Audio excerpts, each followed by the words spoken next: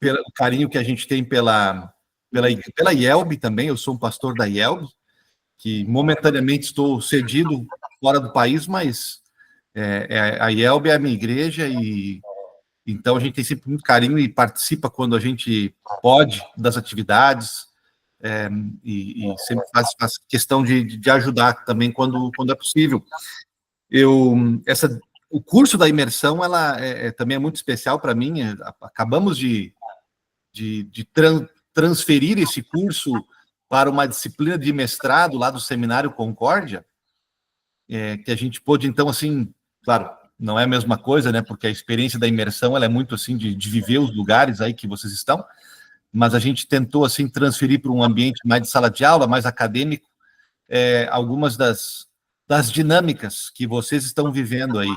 O pastor Valdemar pôde participar com a gente, o pastor Jonas puderam participar como convidados especiais, e vários pastores mundo afora acabaram tendo um gostinho do que vocês estão experimentando por aí.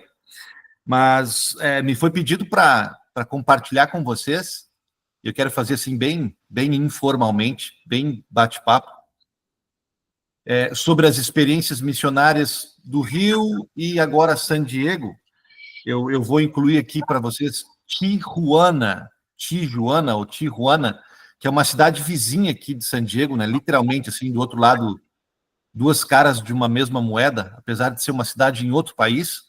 Mas eu aqui vivo na fronteira e meu trabalho atualmente, ele inclui tanto a região toda de San Diego, né, chamado Condado, né, e também a cidade de Tijuana, do outro lado da fronteira com o México. E então tentar fazer uma conversa entre esses dois lugares, encontrar alguns paralelos, ver também o que tem de diferente, né? Sobre o Rio de Janeiro, o trabalho no Rio de Janeiro, eu tive a oportunidade de refletir algumas vezes. Foram quase 9 anos aí, e especialmente 2 oportunidades eu tive assim um convite para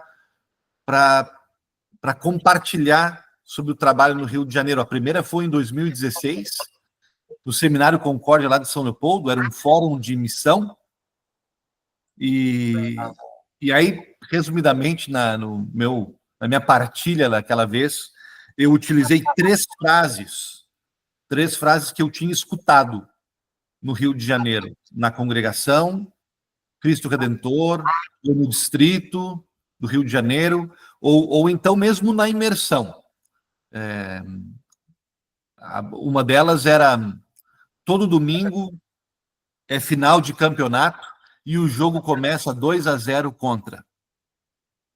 E essa era uma frase que representava bem, assim, um pouco da angústia que eu tinha, e não somente eu, mas muitos colegas meus, pastores, pregadores, no Rio de Janeiro, na Zona Sul, que quando precisavam pregar o evangelho, né, dar o seu sermão no domingo, ou mesmo receber as pessoas na igreja, se encontravam com muitas pessoas que estavam chegando para dar uma chance para a igreja, mas com muita desconfiança.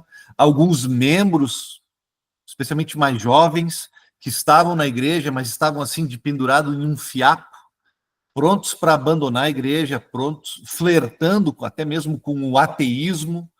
E ali a gente tinha que falar para essas pessoas que vinham carregados de preconceitos, carregados de críticas, muitas vezes, né? E com perguntas e com angústias que a gente não tinha sido preparado para trabalhar, né? Para pregar. Então, assim, a gente tremia no púlpito para falar com essas pessoas, porque a gente sabia que ia descobrindo que, dependendo do que você trouxesse, você podia afastar mais a pessoa ou, de repente, aproximar ela um pouco. Então, um nervo, assim, muito forte, que muitos de nós tínhamos, porque cada domingo era matar um leão, né? Era jogar uma final de campeonato no estádio do adversário e o jogo começando 2-0 contra.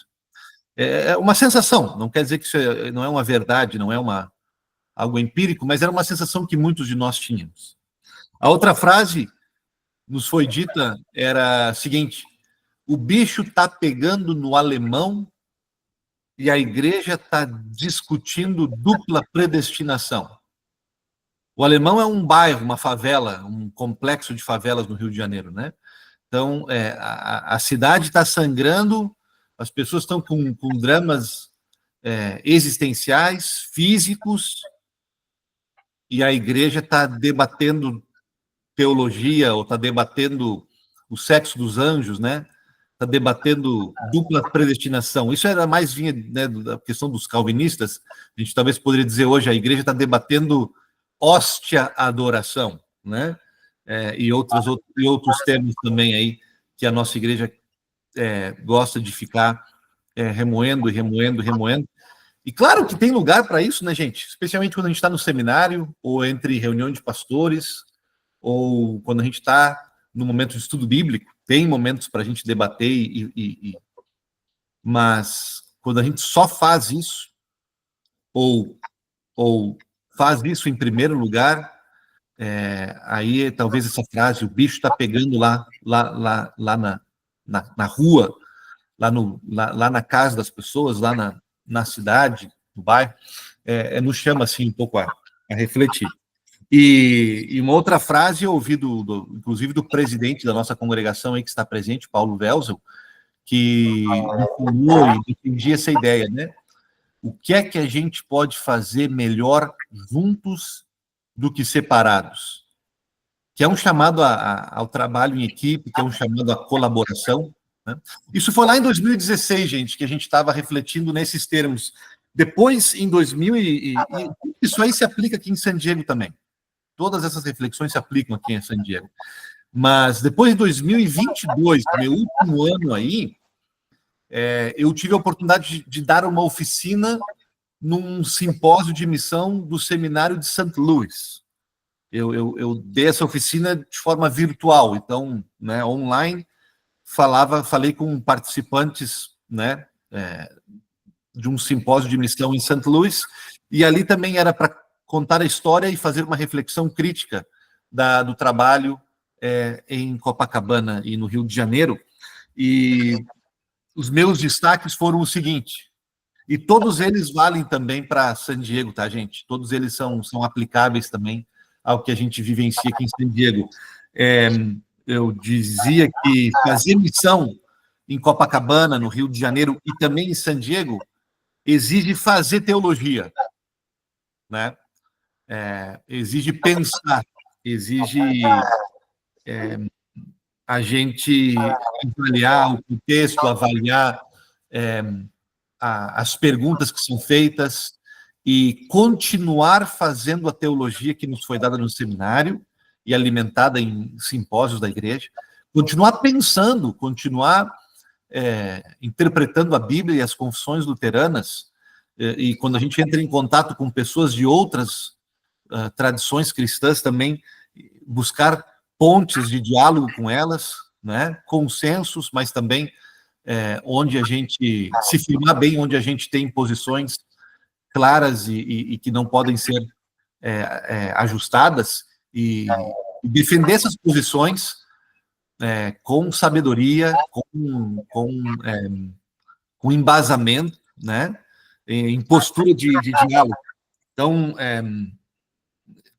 fazer esse estudo, né? Esse estudo da teologia, que engloba, né, todos os aspectos da teologia, né? A história, a exegese, a sistemática e a prática também, né? Continuar fazendo teologia e buscando os caminhos dentro da nossa confissão para comunicar o evangelho. Uma outra coisa que a gente falava era do diálogo com outras áreas do saber, com outras ciências, e também especialmente com a apologética, que aí já é uma área da teologia também, mas eu me dei conta que sabia muito pouco de sociologia, de antropologia, de filosofia, de ciências políticas, e aí, por causa da minha ignorância e da minha ingenuidade, eu acabava não entendendo ou não comunicando eficazmente como professor da palavra de Deus, como pregador, e o mínimo de conhecimento em outras áreas é necessário para pelo menos tentar entender e temos também não falar, né, nenhuma abobrinha quando a gente vai, então, tentar alguma ilustração, né, de outras áreas do saber. E conversando com pessoas muito esclarecidas, muito sofisticadas, né, nas nossas congregações, a gente não precisa ensinar elas o que elas já sabem do campo de saber delas, mas pelo menos para ter uma conversa e encontrar pontes com a apologia, pontes com a Bíblia, né? Isso ajuda muito a valorizar, né, esse outro conhecimento, e apologética no sentido de argumentar, né? Porque talvez num contexto onde as pessoas sejam cristãs e muito firmes na sua fé, não é preciso defender nenhum posicionamento cristão, né? E eu falo aqui de posicionamentos cristãos básicos, quem é o ser humano, a queda em pecado, né?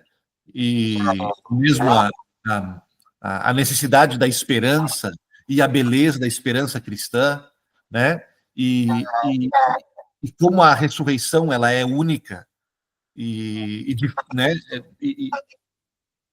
E merece ser é, enfatizada e crida pelas pessoas. Essas crenças, para muita gente, em muitos contextos, é tranquilo. Então, você fala assim, está escrito, e a pessoa diz amém. E é mais só uma questão de explicar aquilo e repetir aquilo. Mas, em alguns contextos hoje em dia, eu diria a maioria dos contextos hoje em dia, tem gente na nossa audiência que duvida disso, ou que gostaria de um pouco mais de embasamento. E aí vem, então, a questão da argumentação, de como argumentar isso biblicamente também a partir de outras áreas do saber, né? Então, né, a utilização da cultura, né, da poesia, da música, do cinema, dos pensadores, dos filósofos, das notícias do jornal, tudo isso entra nesse campo da apologética, né? Então, tudo isso foram coisas que a gente foi assimilando. Também falávamos lá em 2022 que a missão no Rio de Janeiro, a missão e Vale para San Diego também requer muita paciência e muito cuidado pastoral, né? O cuidado de almas que o seminário ensina bem a gente. Então, o lugar da gente ser pastor, pastorzão, né? Ou então, né? Um membro da igreja, um irmão que cuida, que aconselha, que visita, que escuta as pessoas, que leva o sacramento, né? Que faz uma ligação de telefone, que manda mensagem no WhatsApp, que vai atrás, que corre atrás da ovelha, né? Tudo isso é muito, muito, muito bonito ainda hoje em dia. Isso não é algo perdido, isso não é algo defasado, isso não é algo vintage, isso é muito atual. Sensibilidade, contextualização para entender as culturas e colaboração. Volto para aquela questão da colaboração que eu falei antes, né, de o que a gente pode fazer junto, a necessidade da gente colaborar, da gente colaboração na igreja, colaboração entre as congregações no distrito, né? Entre os pastores, se ajudar, buscar caminhos de trabalhar em conjunto. O que a gente pode fazer junto? Será que a gente pode fazer uma cantata de Natal, como a congregação de Copacabana faz em parceria com a congregação da Tijuca? A gente pode fazer, de repente, alguma colaboração com alguma outra denominação vizinha em alguma atividade específica, que não estou falando de compartilhar púlpito e altar, mas estou falando aqui de, por exemplo, a gente fazer uma festa junina junto com uma igreja em Copacabana faz aí, com a igreja vizinha, a igreja batista, e outras tantas situações, né? Plantar uma igreja juntos, né? Uma iniciativa de 2 congregações, ou 3 congregações, por aí vai, né? Mas aqui eu faço uma pausa, porque até agora eu ruminei um pouquinho o aprendizado aí no Rio de Janeiro, baseado em momentos aí que eu tive a oportunidade de compartilhar. Até aqui, alguém quer fazer algum comentário? Alguém alguém quer dialogar comigo?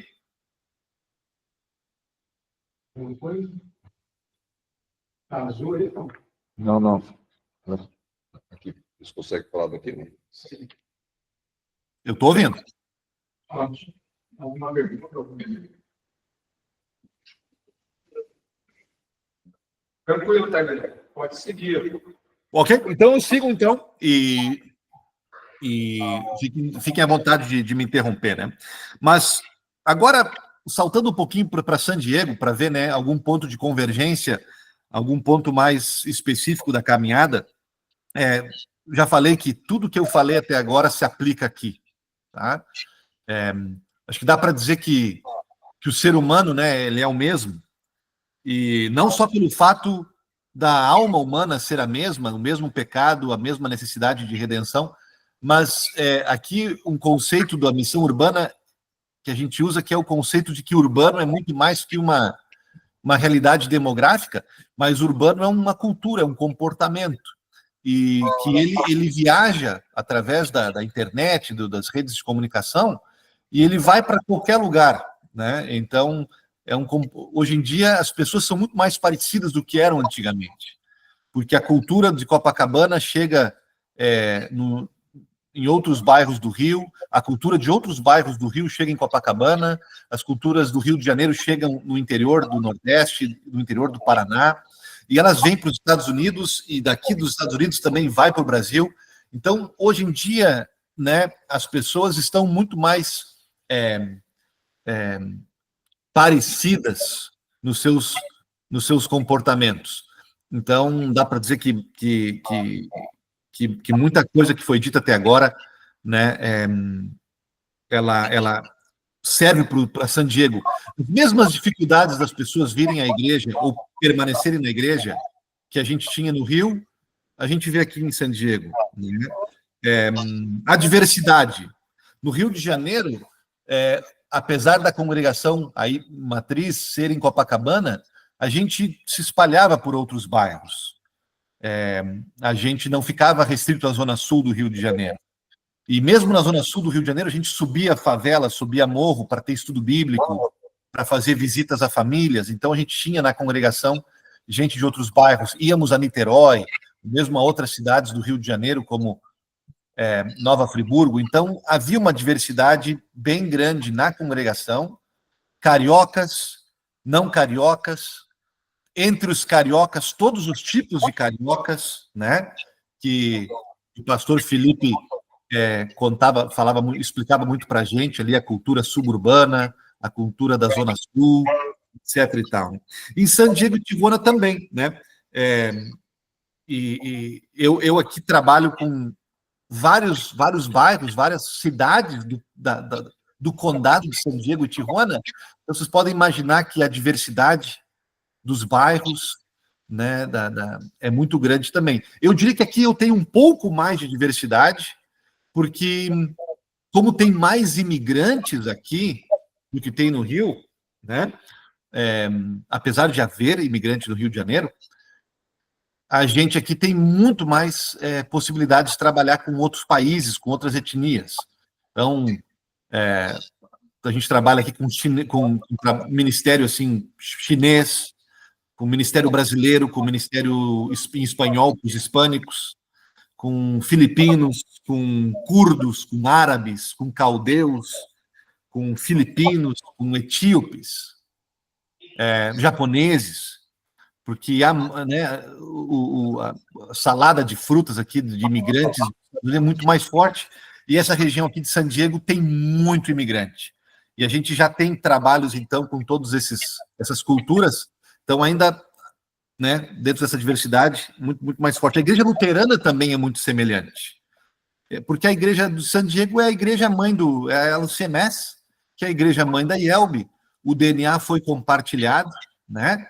Então, as mesmas crenças que nós temos no Brasil, os mesmos debates teológicos, as mesmas amarras para se identificar com a cultura, porque há um gene ali alemão presente. Também há uma questão cultural assim de ser uma igreja mais rural, né? Aqui também a igreja americana ela nasce mais no ambiente rural, mesmo que ela esteja na cidade, ela ainda tem assim essa bipolaridade entre ser uma igreja com sotaque americano e para cidades americanas, ou uma igreja do meio-oeste, lá da cultura mais dos imigrantes europeus. Todas essas dificuldades a gente tem aqui também. No Rio de Janeiro tínhamos muitas congregações luteranas, né? Não lembro bem o número, mas ao redor de 15. E aqui em San Diego também tem muitas, tem um pouco mais, né? São ao redor de 35 congregações, né? Então, o que há de diferente? Talvez aqui seja o que mais interessa a vocês, né? O que tem de diferente? Sim? Continuo?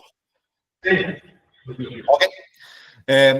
Claro, a igreja luterana também tem uma diferença, porque aqui nos Estados Unidos ela é muito maior.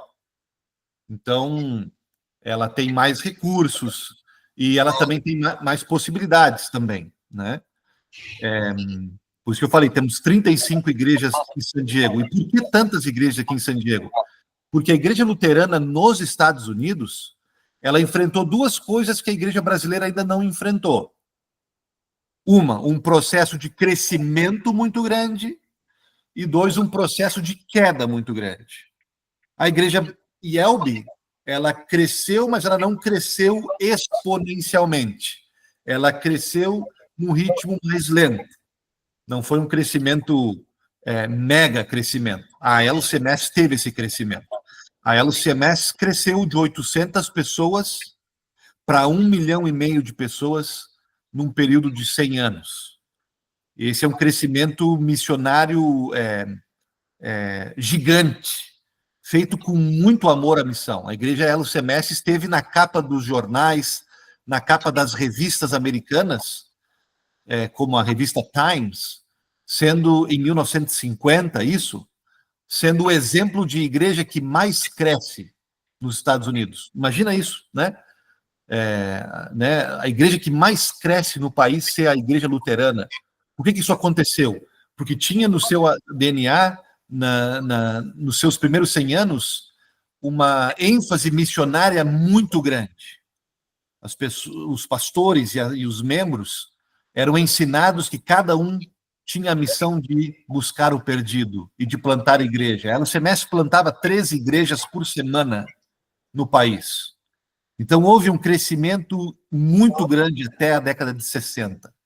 E aí, a partir da década de 60, há uma queda muito grande. Isso a IELB não experimentou, pelo menos não ainda, né? Uma queda muito grande. E a LCMS, então, agora está apavorada, porque 3 milhões de membros, ou 2,8 milhões, ela já caiu para 2 milhões nos últimos 40 anos. Então, se perde milhares de pessoas todos os anos. E se fecham igrejas, né? Com muita frequência. E não se tem pastores. E as congregações estão esperando 2, 3 anos para ter um pastor, porque não há pastores suficientes. E a média de idade das congregações bate nos 70 anos. Não se tem mais crianças correndo pelos corredores, na maioria das congregações. Então, há um desespero muito grande atual. Então, isso é uma diferença, né, gente? Apesar de termos, assim, coisas em comum, essa realidade missionária, ou essa realidade numérica, hoje ela é diferente, né? Então, aí nós temos, dentro desse desespero, duas dinâmicas. Uma dinâmica das pessoas que estão apavoradas, estão encolhidas, se defendem e tentam, de repente, encontrar culpados, e estão num processo de luto que as imobiliza, né? Não as deixa imaginar outro cenário, estão praticamente esperando a morte, esperando o fechamento de suas igrejas.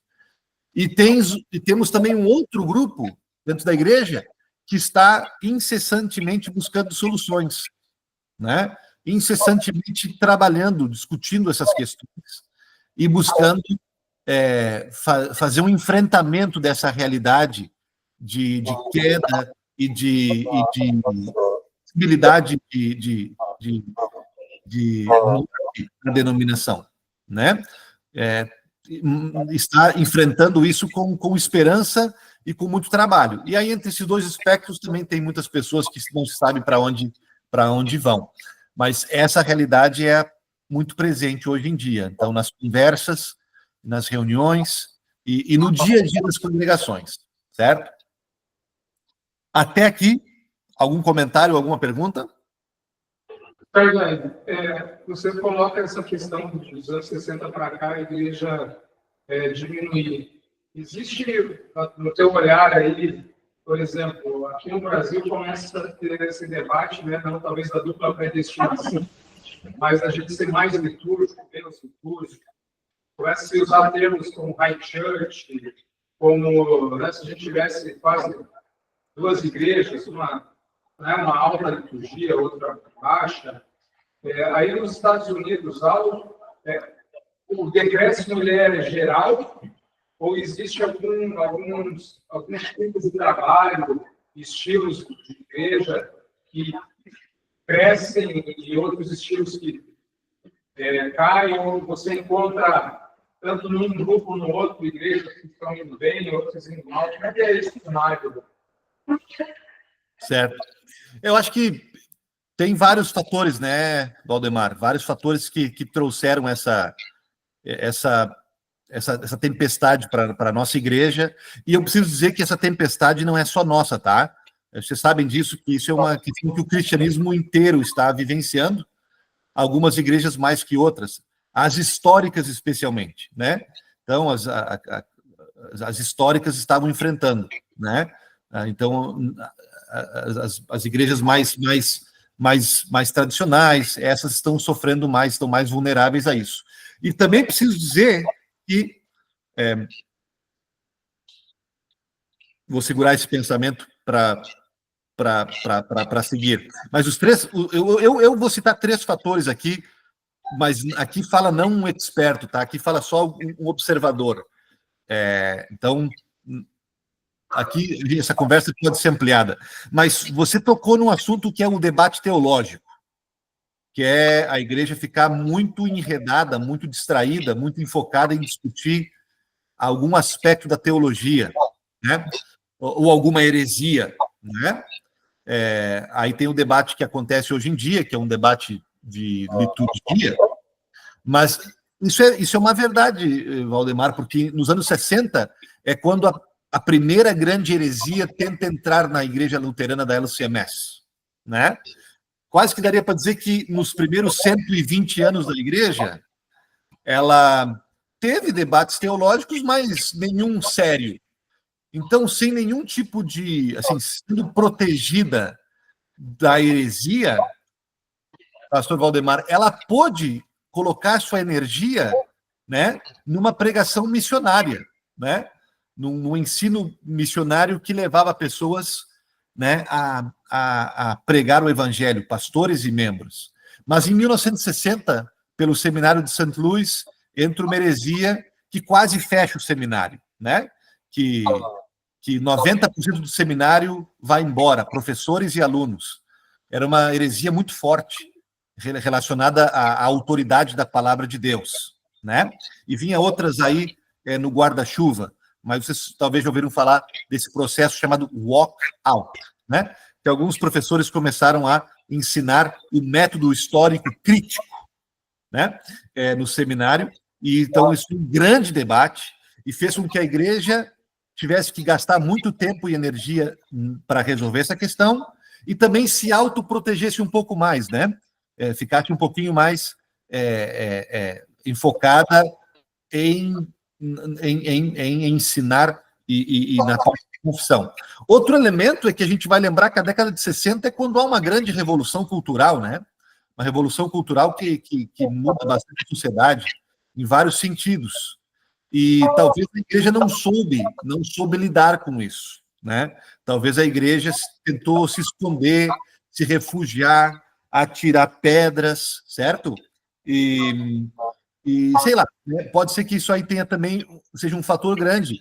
O mundo mudou, houve uma grande revolução cultural em 1960, E hoje podemos ver que talvez esteja acontecendo uma contra-revolução, e já tenha jovens voltando às igrejas tradicionais, né?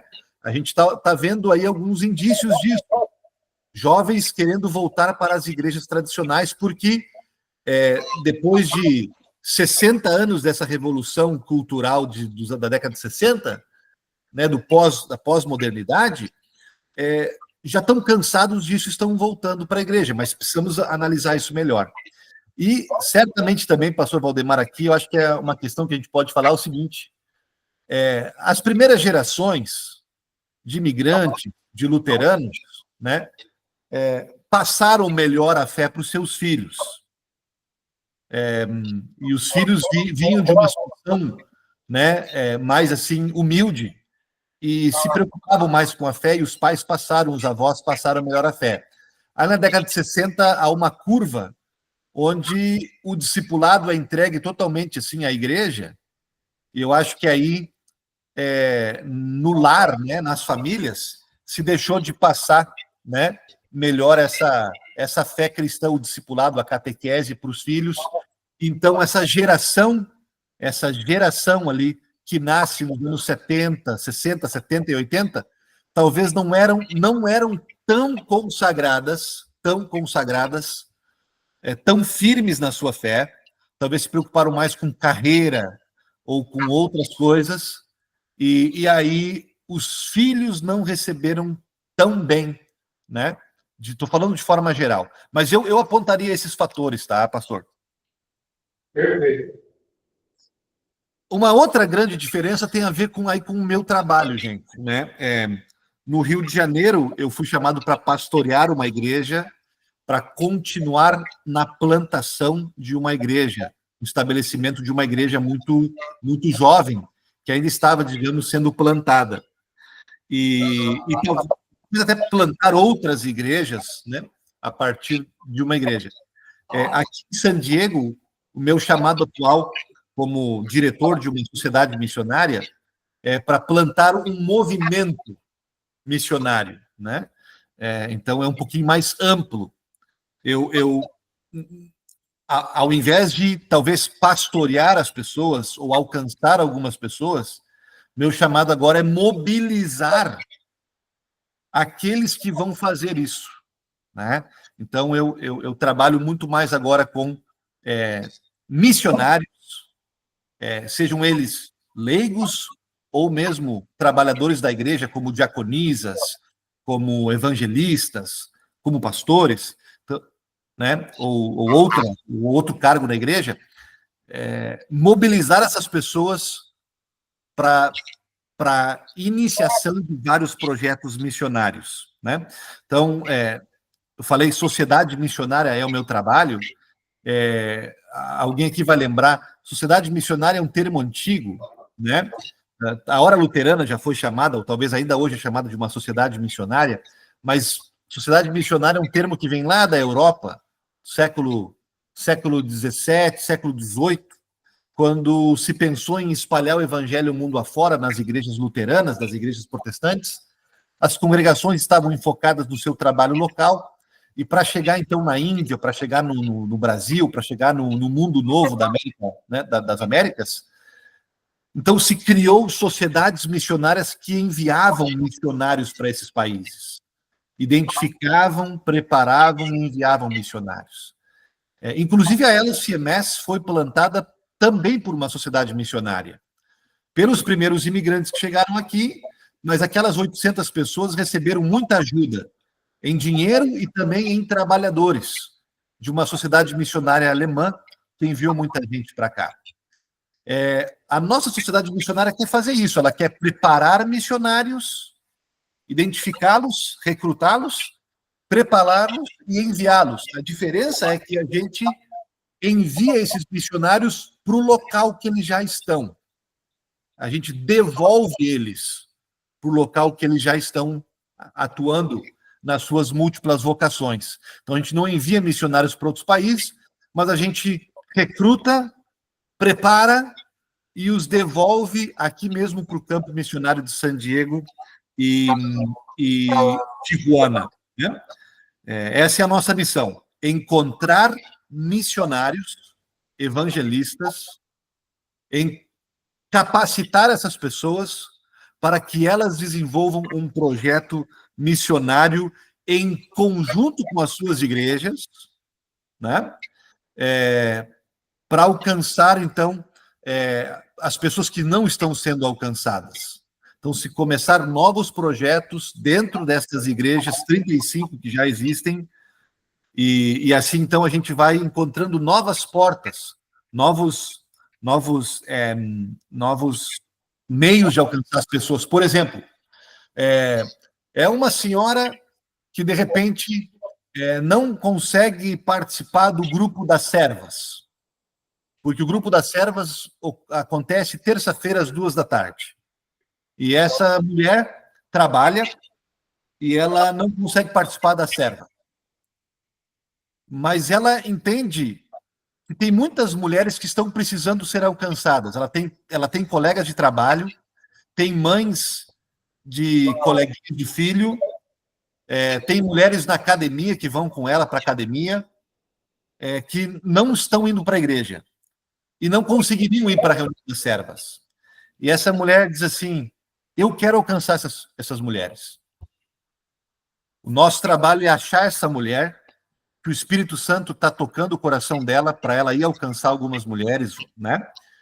E ajudar ela a criar uma atividade, a elaborar um projeto, onde ela vai, então, convidar as amigas dela para um encontro, para um outro grupo de servas, mas que seja num horário e num formato que fale, que se comunique com ela, para ser uma rede, um caminho, uma porta de entrada para o evangelho. Ou então é o cara que sabe lutar karatê e diz: eu quero muito ajudar as crianças, quero muito ensinar karatê para as crianças do bairro, mas eu quero fazer isso e, a partir de ensinar karatê para elas, eu quero ensinar o catecismo para elas. Eu quero fazer uma mistura de catecismo com karatê. Será que isso dá um caldo, pastor? Claro que dá. Claro que é possível. Tem alguma igreja que poderia me apoiar nisso? Claro que tem. A gente vai encontrar, né? O que tu precisa? Precisa de dinheiro para os kimonos, para o tatame? Vamos em busca do dinheiro. O que tu precisas, né? Apoio, encorajamento? Ou tu precisas de treinamento para tu ensinar o catecismo? A gente te ajuda com isso, né? Ou então, é alguém que não é luterano. É um brasileiro que está aqui e que tem um chamado missionário, que quer ser pastor da igreja. Mas ele não está mais conectado à igreja dele do Brasil. Ele está aqui perdido. Ou ele é árabe, ou ele é da Etiópia. E ele está pronto para ser abraçado por uma igreja, por uma congregação e por um sínodo que tem treinamento, que tem necessidade de recrutar pastores, porque faltam 600 pastores hoje para a LCMS. Hoje faltam 600 pastores. Então, a gente encontra essas pessoas que estão espalhadas, que estão precisando apoio de uma igreja séria, e a gente recruta essas pessoas e treina elas e devolve elas para o campo missionário para servirem como um plantador de igreja, ou como um pastor, né? Ou como missionário. Ou é a pessoa que quer trabalhar com um morador de rua, ou é a pessoa que quer trabalhar com aulas de inglês, dar aulas de inglês. Então, a gente encontra luteranos e não luteranos que estão sendo tocados pelo Espírito Santo, que têm um dom ou uma experiência que pode servir como porta, como chave, como enganche para compartilhar o evangelho, e ajuda essas pessoas a criar um projeto com todos os recursos que são necessários, mas com muito amor a essa pessoa. Então, eu pastoreio hoje esse grupo de evangelistas. Melhor, eu copastoreio elas, porque o pastor dessas congregações, o pastor delas continua pastor delas. Então, eu junto com o pastor delas, somos dois pastores pastoreando esse líder para que ele tenha tudo o que ele precise para passar por todo o obstáculo e toda a guerra espiritual, batalha espiritual que ele vai enfrentar, para ele ser um missionário desenvolvendo um projeto missionário, né? Até aqui, perguntas ou comentários? Eu tenho uma pergunta, pastor. Sim. Quando tu encontra esses missionários, evangelistas, essas pessoas que têm essa vocação para Sim. ser, qual é a capacitação teológica que você dá para elas? Ou elas vão sem capacitação? Como é que isso funciona? A capacitação, boa pergunta, Jaque. A capacitação ela é multi, tá? Ela é variada. Ela vai depender de cada um, tá, Jaqueline? E ela tem basicamente 3 áreas. Uma é formação espiritual. Formação espiritual, Jaqueline, é se ela está bem com Deus, né? Se ela vive a fé dela, se ela ora, se ela serve, são as questões de caráter, tá, Jaqueline? De frutos do Espírito Santo, né? Ali que Paulo fala a Timóteo, é necessário, quer liderar na igreja, é necessário que você faça isso seja assim, assim. Essa questão de formação espiritual, ela é essencial. Se a pessoa tem uma falha aí, falha de caráter, falha no segmento dela, falha no discipulado dela a Cristo, a gente até não consegue trabalhar com essa pessoa, né? Mas se ela tem um bom começo e precisa só ajustes, então a gente precisa capacitar ela nessa área, e essa é uma área que a gente encarrega mais o pastor local dela, tá, Jaqueline? Então, eu vou trabalhar com o pastor local, que o pastor local esteja atento à necessidade dela crescer na área do amor, ou da generosidade, ou da paciência, ou da alegria, ou da vida de oração. Essa é uma área que eu não me envolvo tanto. Estou atento, mas não me envolvo tanto. Né? Aí tem uma outra área, que é a área teológica. Se a pessoa necessita capacitação teológica, seja formal ou informal. Informal é que ela possa dar melhor um estudo bíblico, que ela possa melhor compartilhar a fé dela. Formal é se ela precisa treinamento, por exemplo, para ela concluir o curso que ela quer concluir. Se é o curso de diácono ou diaconisa, se é o curso de diretor de educação cristã, se é o curso de evangelista, se é o curso de pastor, se é o curso de plantação de igreja. Se ela quer ir por este caminho mais formal, ela não precisa para ser um missionário. Mas se ela quer esse embasamento formal, esse diploma, esse reconhecimento do sínodo, então nós encaminhamos ela para as escolas do sínodo. A gente facilita que ela chegue a essa escola, né? E a última capacitação é que a gente se envolve mais, Jaqueline, que é a capacitação de liderança. Ela vai precisar liderar, né? Se organizar, tirar uma ideia do papel, né? Pensar em trabalhar em equipe, pensar em comunicar bem, pensar em esclarecer bem a visão dela, recrutar ajudantes, voluntários. Tudo isso tem, né? Tudo isso tem a ver com liderança. Aí nessa área a gente se encarrega mais de dar vários cursos na área da liderança. Faz sentido, Jaqueline, o que eu te falei? Sim, exatamente. Faz sentido, sim. Obrigada. Pessoal, já indo para a conclusão aqui também, para vocês poderem perguntar, até agora a gente, em 2 anos e meio, a gente encontrou 45 missionários em 2 anos e meio. Desses 45 missionários, 20 já começaram projetos missionários.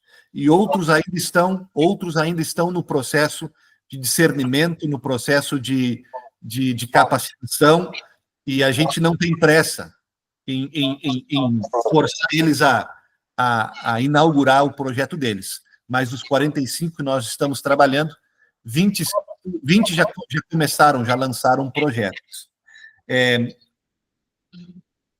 Como é que a gente encontrou 45 até agora, né? E entende que vai encontrar muito mais? Eu diria que por 2 razões. Primeiro, isso tudo é obra de Deus, tá, gente? Tudo é obra de Deus. E a gente crê em algo que Jesus Cristo disse. Quando ele mostrou o campo missionário dos seus discípulos, vocês vão lembrar da história, ele disse assim: olhem só os campos, eles estão prontos para a colheita. Mas é um campo muito vasto, tem muita gente sofrendo, tem muita gente precisando de Deus. E aí Jesus imediatamente diz para eles uma coisa: eu não vou dar para vocês uma estratégia, não vou dar para vocês uma receita, não vou dar para vocês um plano, eu não vou dar para vocês um recurso. Nós vamos começar com uma oração. Eu convido vocês a fazer uma oração. Para alcançar o campo missionário do Rio de Janeiro, de San Diego, né? Eu dou para vocês uma oração. Vocês lembram qual foi a oração que Jesus deu?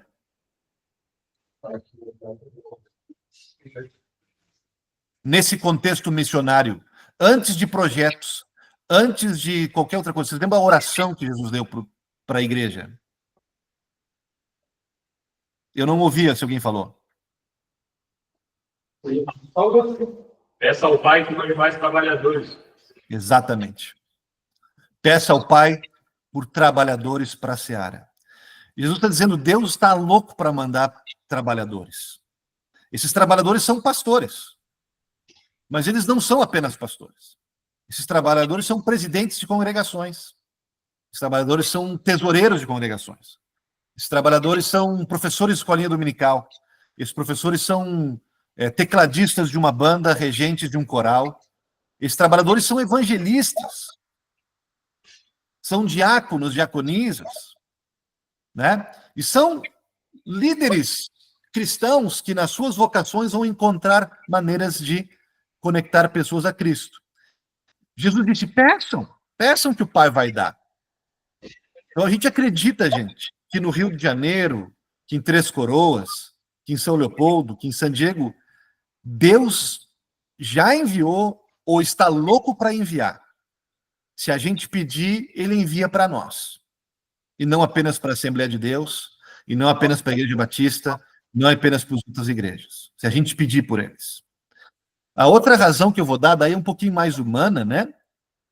Mas todo aqui o crédito é sempre a graça divina, mas eu conto uma história assim, né? Que é o seguinte: se eu perguntar para vocês quantos carros vermelhos vocês viram hoje de manhã aí no Rio de Janeiro, passar na frente da congregação aí? Quantos carros vermelhos vocês viram passar? Ou vindo do aeroporto até a congregação? Quantos carros vermelhos vocês viram passar? É provável que vocês não saibam me dizer quantos. Que vocês não tenham esse número na cabeça de vocês, né? Mas se eu falar para vocês agora para passar 1 hora na frente da igreja, observando o trânsito, e que daqui a 1 hora vocês me mandem assim uma mensagem dizendo quantos carros vermelhos vocês vão ver. É muito possível que vocês me deem um número muito aproximado. Não é verdade? É muito possível que vocês digam: não, cruzou 12 carros, ou eu observei 7 carros vermelhos, ou eu só vi um. Mas vocês não têm um número muito aproximado da realidade. Qual é a diferença? A diferença nessa ilustração do carro vermelho, a diferença é que vocês estão procurando pelo carro vermelho. E porque vocês estão procurando pelo carro vermelho, vocês enxergam o carro vermelho. Vocês observam e veem o carro vermelho, encontram o carro vermelho. Porque vocês estão procurando. Meus queridos, a mim foi dada agora uma tarefa, uma responsabilidade, né, um chamado pastoral, que é de procurar carros vermelhos. Que é procurar esses evangelistas. Sabe, pastor Valdemar? Sabe, pastor Jonas? O meu trabalho hoje é procurar eles. Eu não preciso trabalhar na congregação, fazendo todas as tarefas da congregação, de cuidado, de pregação, de ensino. Hoje o meu trabalho é ajudar os pastores, ajudar as congregações a procurar por esses evangelistas. E quando a gente começa a procurar por eles, agarrados na promessa de Jesus, peçam ao Pai que o Pai vai enviar, a realidade que a gente tem é essa que eu contei para vocês, né? Em 2 anos e meio, 45 missionários, e a cada semana chega mais um, né? Eu vou deixar vocês 3 frases, porque eu contei para vocês que no início, em Copacabana, eu usava 3 frases para contar ali da experiência em Copacabana. Eu vou deixar 3 frases que eu fui colecionando aqui do trabalho em San Diego até agora. Ela se aplica não só para quem é um missionário, assim como eu aqui, um missionário regional, né? Ou um diretor de uma sociedade missionária, se aplica também para pastores, para diaconisas, se aplica também para outros ambientes missionários. Frases que eu estou assim aprendendo e usando, né? A primeira delas é a seguinte: quem fala isso é o meu presidente distrital aqui, é o meu chefe, talvez assim, né? Ele diz: precisamos de todos os tipos de igrejas para todos os tipos de pessoas. Então, ele é o chefe, ou ele é o supervisor de 300 igrejas luteranas, né? É o distrito, que é a região aqui da Califórnia. Ele é o representante do sínodo aqui, e ele é o cuidador e o supervisor de 300 congregações. E ele diz: que venham mais, e que venham igrejas luteranas em formatos diferentes, com estilos diferentes, tamanhos diferentes, em bairros diferentes, com estruturas diferentes, com tipos de cultos diferentes, com projetos missionários diferentes. Precisamos de todos os tipos de igrejas para todos os tipos de pessoas. Eu aplico assim: precisamos de todos os tipos de ministério e projetos missionários para a minha realidade, né? Então, se alguém quer começar um projeto com aula de futebol, pode isso, pastor? Claro que pode. Tem gente que vai ser alcançada lá. Se alguém quer começar um projeto missionário dentro de hospitais, pode isso, pastor? Claro que pode. Vamos começar, porque tem gente que vai ser alcançada lá. Se alguém quer começar projeto missionário dentro de bases militares, aqui San Diego é uma cidade militar, tem 8 bases militares, todas as forças estão aqui militares. Vamos começar uma capelania dentro de uma base militar, porque tem gente que precisa do missionário. Então, essa é a primeira frase que eu deixo para vocês: todos os tipos de projetos, todos os tipos de programas, todos os tipos de atividades para todos os tipos de pessoas. A segunda frase é uma frase que eu uso quando eu suspeito que Deus está chamando uma pessoa, né, para liderar um desses projetos, por algo que ela me disse, por alguma coisa que eu ouvi falar dela, né? A frase que eu uso é essa: eu vejo em você. Eu vejo em você um amor pelos idosos. Eu vejo em você um desejo de ofertar para um projeto missionário para a universidade, os alunos da universidade, um ministério no campus. Eu vejo em você um desejo de pregar o evangelho. Eu vejo em você o desejo de plantar uma igreja. Eu vejo em você um dom muito bonito de ouvir as pessoas. Eu vejo em você, né? Essa é uma forma de eu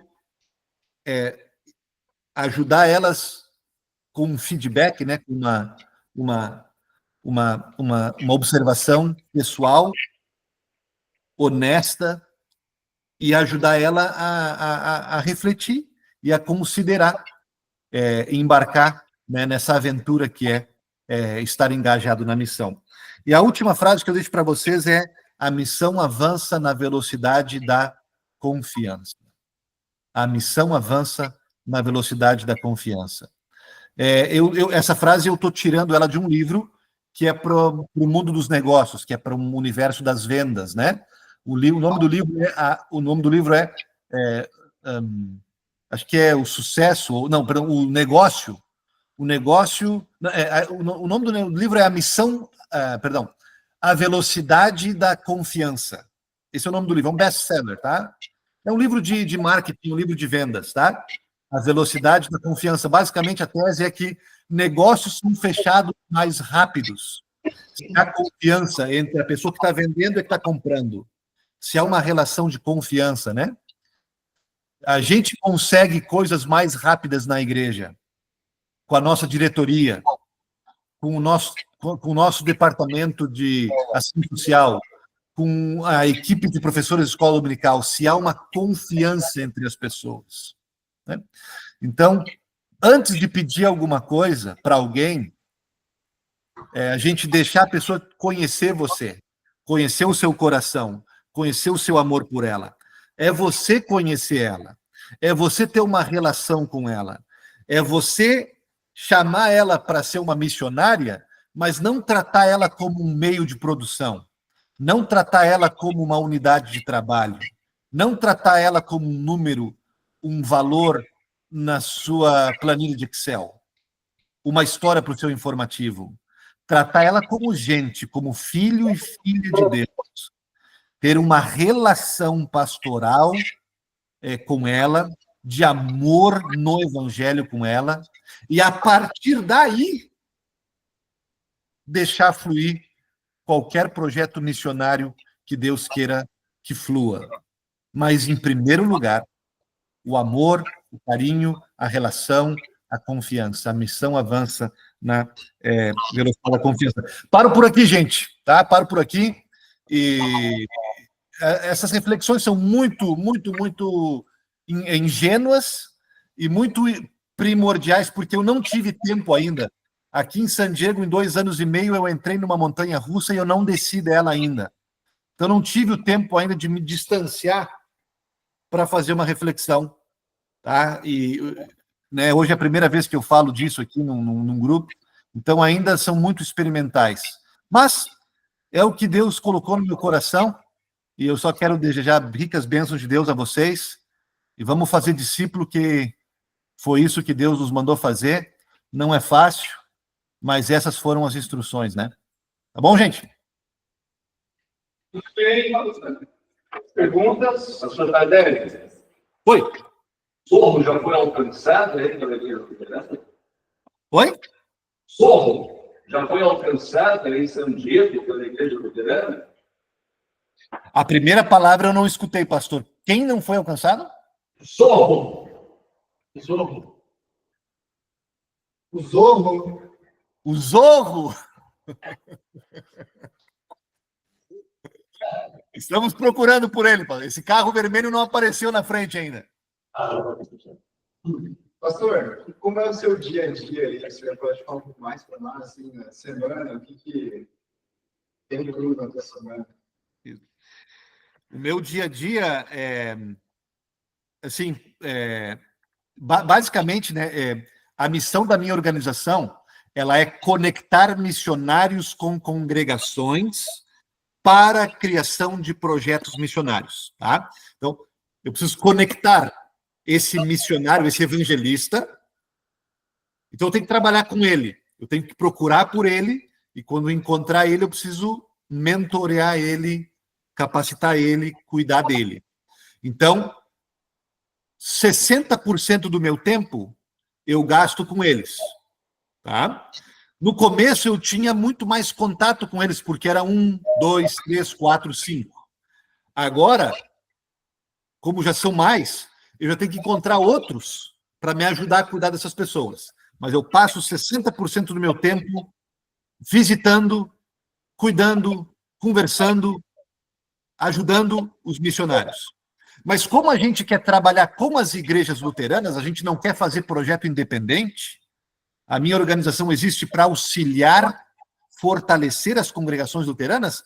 Eu preciso conhecer as igrejas luteranas e também criar relações com elas e entender quais são os recursos, quais são as oportunidades, qual é o campo missionário ao redor delas. Então, eu passo 30% do meu tempo visitando igrejas luteranas, visitando os cultos, os estudos bíblicos, os departamentos, os pastores, a liderança.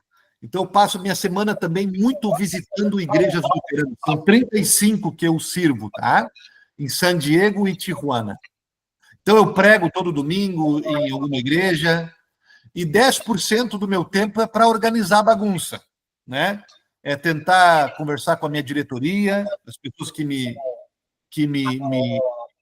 para quem eu presto contas, né? Quem eu obedeço, né? E também, eventualmente, compartilhando algum relatório, né? Então, 10% disso eu posso começar o meu dia com encontros com missionários, seja no Zoom, seja em visitas pessoais. Eu posso passar pelo meu dia indo numa atividade, indo num estudo bíblico que alguém começou, ou indo numa atividade que algum dos missionários começou, especialmente no começo, para dar ali um reforço, né? Ou então visitando alguma igreja, em alguma atividade, para ter contato, para ter conversa com os pastores e com os líderes de lá. Tardelli, qual foi o teu maior desafio no Rio de Janeiro? Meu maior desafio no Rio de Janeiro? Eu acho que foi a questão que eu falei antes da pregação, sabe? Do ensino da pregação, tá, Valdemar? Eu fui ensinado no seminário para ensinar a palavra de Deus para cristãos que acreditam na palavra e que conhecem a palavra e só precisam de melhor explicação da palavra. E no meu primeiro ministério, eu trabalhei com pessoas que eram muito receptivas à palavra e não precisavam de um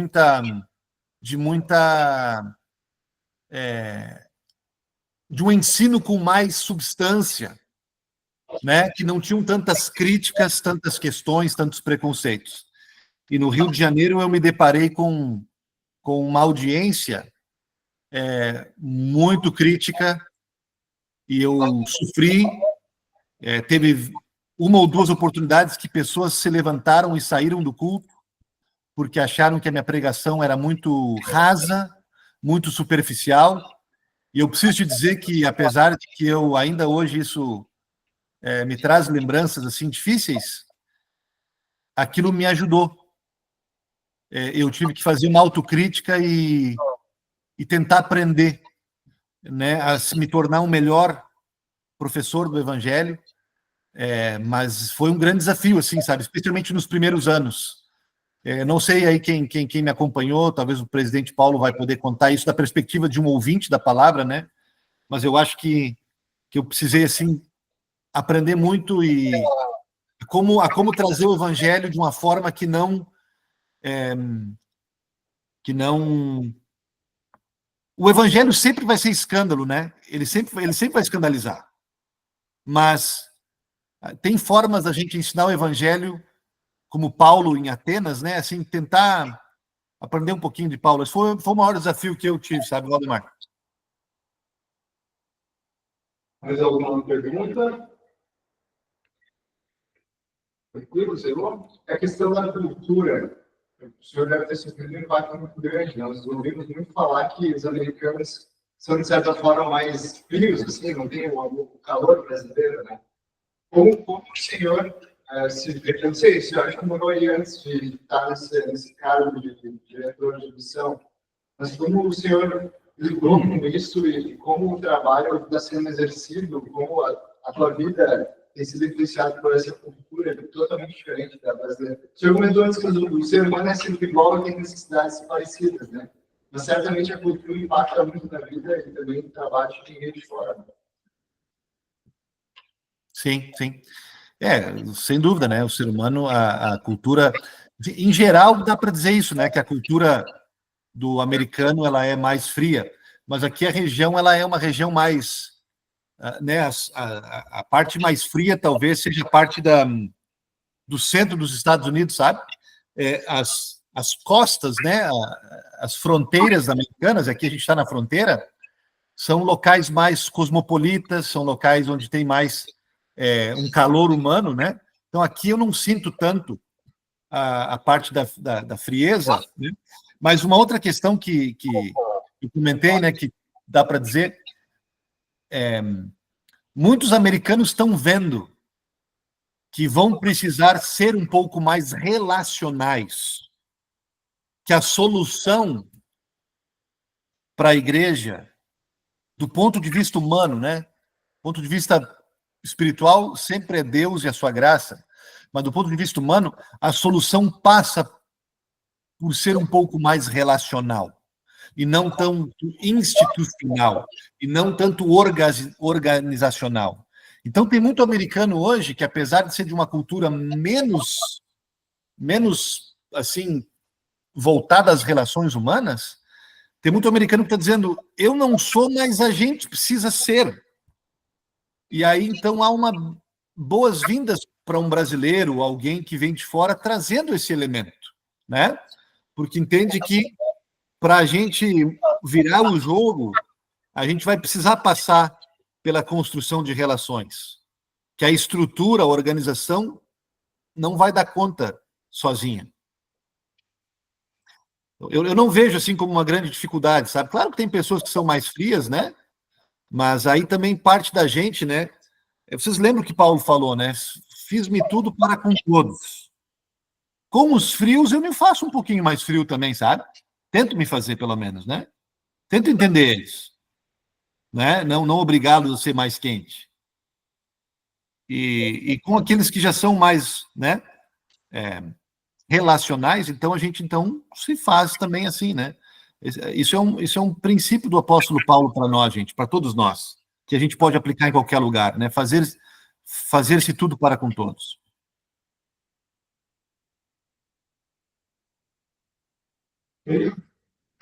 Pastor Wagner, muito obrigado em nome da organização do IMU, dos alunos.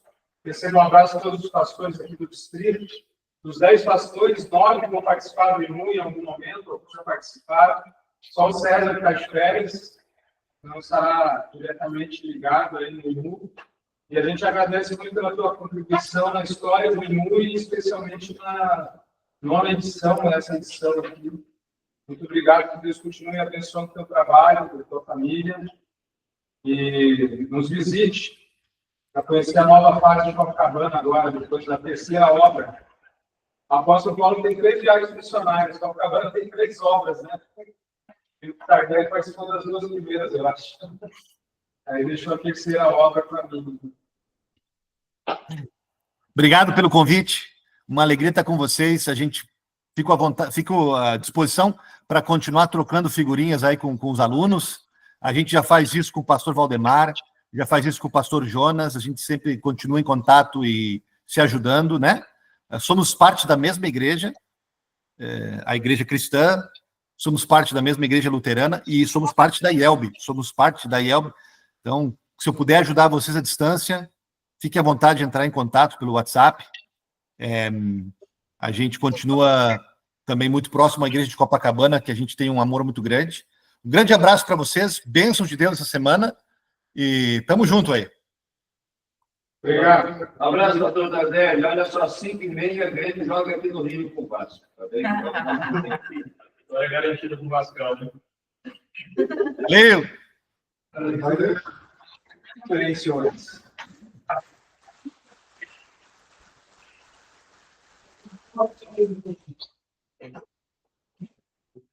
Bem, já foi. Agora vamos para o almoço, né, pastor? Vamos organizar.